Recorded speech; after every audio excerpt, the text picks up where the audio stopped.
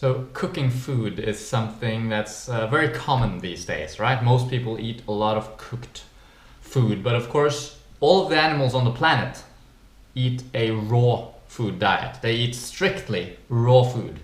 And of course this makes sense. Every species on the planet, including humans, have a diet to which they're biologically adapted to eating.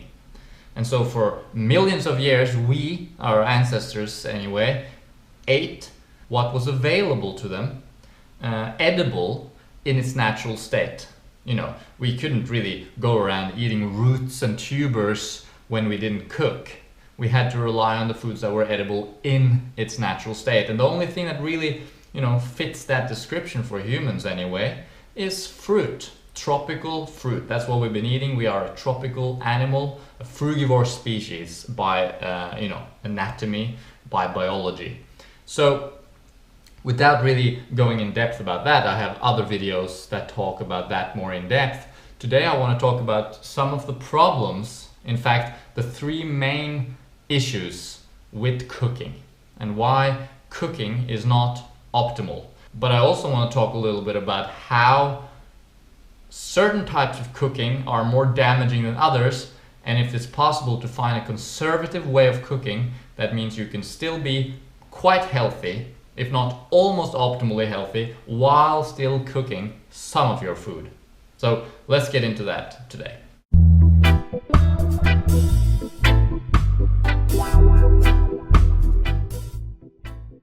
So of course, eating a raw food diet is the optimal.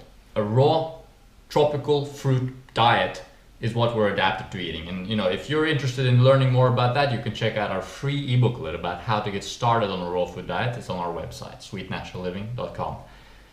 Fruit is just the perfect food, and its nutritional profile fits our nutritional needs perfect. Even when we're looking at it from a modern scientific point of view, the profile of fruit is just like, wow. If you look at like 3,000 calories of mangoes and papayas, it's just like, oh my God, perfect omega-3 ratio, perfect amount of every single nutrient we need, without any anti-nutrients, without any toxic stuff that sort of messes with our uptake and absorption of those nutrients, etc. So fruit is a very clean, nutritious diet for humans. Indeed, the only optimal diet in my opinion. When we start cooking our foods, we typically cook grains, legumes, tubers, roots, and also, non-vegans, they cook animals, they cook dairy products, eggs. We cook all kinds of things. And when we cook the food, we change the chemical nature of that food. This is obvious. This is the whole point of cooking. Breaking down cell walls, making it softer, more digestible in that sense, converting certain nutrients into other elements, breaking the food down. It's a process of breaking down, which is part of why it's not a good idea. Ideally, you want to eat foods that your body can break down itself, like a papaya, easy to break down. Your body will break it down. This is the digestion process.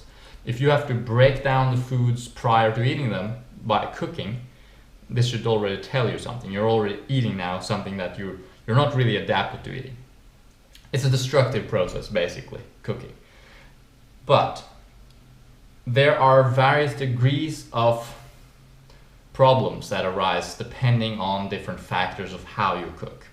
And first of all, the three problems with cooking, the three main problems is loss of nutrients, damage to nutrients, creation of toxins, toxic elements, and last but not least, the fact that you're eating something that you're not adapted to eating. So let's talk about those three. First of all, loss of nutrients. Well, when you cook something, you damage nutrients. Some nutrients are stable to heat, others are very sensitive, and as soon as you start heating them, they start becoming damaged or even lost completely. Without going into the details of which specific nutrients are lost, etc. It's really enough today just to mention that when you put fire to your food, when you put heat to your food in any kind of degree, you damage that food. So that is one problem. The other problem is you create new elements that are indeed quite often toxic, especially at high heat. when you put heat to your food, you derange certain chemicals in there, and you end up creating new ones that might indeed be toxic to the human body. So this is a big problem. This is a big problem, even almost more so than the loss of nutrients, creation of toxic elements. And the last element is that you end up eating foods that you're not adapted to eating. And what that means is essentially your body has evolved over a long time to need specific nutrients and to be adapted to getting those specific nutrients in a specific ratio, in a specific balance, right? As we all know, omega-3, for example, we all hear should ideally be in a 1-to-1 ratio with omega-6. Well, if you're eating fruit, lots of fruit, even some greens, you will have a perfect 1-to-1 ratio of omega-6 to omega-3. As soon as you start eating all kinds of other foods though, you get way too much omega-6, which means your conversion of omega-3 will not be as efficient. You got a problem, okay? So you see how starting to eat foods that we're not adapted to starts causing problems. We have to try and sort of figure out how to make up for it, but really the only way to truly make up for it is to start to eliminate those foods that we're not meant to be eating. So the problem with eating foods that we're not biologically adapted to eating is that they do have a different nutrient profile, as I just said. You know, they might be low in some nutrients, like when you're talking about grains, for example, they lack in a fair bit of nutrients that are needed for human health, that are present in fruit. So if you're just living on grains, you're gonna be missing out on a few nutrients. If you're living on all fruit though, you're not really missing out on anything. It's all there. Likewise, some foods are very high in certain nutrients. If we broaden the scope and talk about animal foods even, you know, these meat and dairy, etc., tend to be quite high in fat and also very high in protein. Too much protein, too much fat, too much saturated fat, etc. So by eating foods that we're not adapted to eating, we're getting not enough of some nutrients and we're getting too much of other nutrients. This is a problem. The other problem with eating foods that we're not adapted to is that there might be so-called anti-nutrients present. Phytates is one of the most well-known anti-nutrients present, especially in grains and legumes, that inhibit the absorption of other important nutrients. Oxalic acid is another one, present in spinach even. You know, it limits the uptake of iron, of calcium. So by eating these foods, again, that we're not adapted to eating, we are consuming chemicals that mess up our uptake of nutrients. So again, we're missing out. All right, so now that we've established that by cooking our food, we are damaging nutrients, creating toxins, and allowing foods into our body that are not ideally supposed to be allowed into our body. Those three problems are present regardless when it comes to cooking our food, but some methods of cooking are worse than others. It really boils down to, no pun intended, temperature. Generally speaking, the higher the temperature, the more the damage and the more toxins are created. So if we're looking at the different methods of cooking, we got steaming, boiling, frying, baking, grilling. Those are the main ones, I guess. And they all have different temperatures. So of course, boiling, the food remains, and steaming, the food remains around 100 degrees Celsius because this is where water boils. This is the least damaging of the various types of cooking. I've heard some people talk about really slow cooking as well at a much lower temperature. I haven't looked into that. But basically that's the least offensive, the most conservative, if you will. Then on the other end of the spectrum, you have baking. Baking is done at quite high temperatures.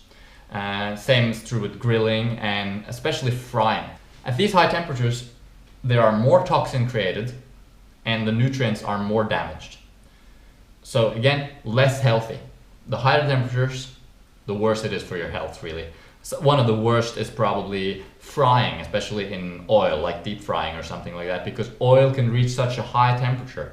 And again, so it has to do with temperature. That temperature just damages the nutrients so badly that you end up with lots of different toxic byproducts that are really, really bad for human health, really disease-causing substances. So you want to avoid those. You want to avoid foods that are cooked at very high temperatures. And as I said, ideally you want to avoid all cooked food if you can. If you can access high quality, enjoyable tropical fruit at a ripe and ready state. If you can't though, and you have to rely on or you choose to rely on some cooked food, I'd advise you to avoid that spectrum of baked, fried type of foods. I mean, of course, if you have a pizza and it's baked once in a while, it's not really going to matter that much. In the grand scheme of things, when it comes to your health, what matters is what you do on a regular day-to-day basis. What you do every once in a while doesn't really add up that much. But that doesn't change the fact that eating something that's baked is way more toxic than eating something that's boiled. Okay? So if you are including it in your daily life cooking, and I am, even though I promote a raw vegan diet for optimal health and a fruit-based diet at that, I do include some cooked foods in my diet for various reasons that I'm not going to get into right now. I like to stick to steaming and boiling, and Mads made a video about this a few videos back, and so you can see how to do the steaming and how that works. So I like to rely on steaming and boiling basically. The problem with boiling though, gotta remember, when something is in water, it leaches nutrients into the water. This is another problem. So steaming in that sense is better than boiling, because steaming is even more conservative of the nutrients, whereas boiling you lose nutrients into the water. Some people drink the water or they make a soup afterwards, and that works I guess to some degree, but ideally I just want to steam it. And also the food tastes better when it's steamed rather than boiled, again because it's conserving those nutrients, and those nutrients equal to taste. Generally speaking, animal products are best avoided for a variety of reasons, but when you do cook animal products, especially at high temperature, they create some really nasty toxins. So definitely avoid animal products at all costs, but even cooking plants at high temperatures will create undesirable toxins for sure. Now when it comes to what foods to boil and to steam, what foods to cook, well again you want to mimic, this is another video topic really, but I'll quickly mention it. You want to mimic fruit nutrition the best you can, and the foods that come closest to matching the nutrient profile of tropical fruit in my research anyway, is roots and tubers. Sweet potatoes, especially sweet potatoes, but potatoes and other roots as well. Squashes, pumpkins and stuff, they are a fruit. They are pretty close as well to tropical fruit. So if you include some roots and tubers and squashes in your diet, that's going to be fairly similar to a tropical fruit diet in terms of nutrient profile. Once you get into grains and legumes, well, then you get into a point where you're eating foods that contain a fair bit of these anti-nutrients. They lack a fair bit in certain nutrients that you do need, and they have a bit much of certain other nutrients that you shouldn't have as much of. So the problem of eating foods that you're not adapted to eating gets really greater when you move into the point of eating grains and legumes. But there's still, decent foods in the grand scheme of things. You will be fairly healthy including those foods in your diet. A high carbohydrate, low fat diet, that's really the most important aspect, I think, of a healthy diet. But if you focus your diet around high carbohydrate, low fat plant foods, you will be very healthy. And then the more fruit you can eat, the larger proportion of that diet, which is fruit, the better it is, an all fruit diet being ideal. So let's sum it up. Well, a raw food diet is the best, but if you do cook, stick to the roots and the tubers and the squashes, maybe the grains and the legumes to a lesser degree. Stick to boiling, stick to steaming ideally. Steaming is the best in my opinion. Avoid baking, avoid frying, avoid grilling, because those ways of cooking include higher temperature, which damages more nutrients, creates more toxins, and generally cooking, as I mentioned itself, allows you to eat foods to which you're not biologically adapted to eating. Things that aren't edible to you in their natural state, which causes you to then get too much of some nutrients, not enough of other nutrients, and consume some of these anti-nutrients that might mess with your absorption and digestion of food. Alright, a little bit of a long video, but I think it's an important topic. I think you guys will appreciate it. Nutrition is a complex science. You can't really figure out what human nutritional needs are, and you can't really figure out what's truly in the food, and there's so many things we haven't learned yet.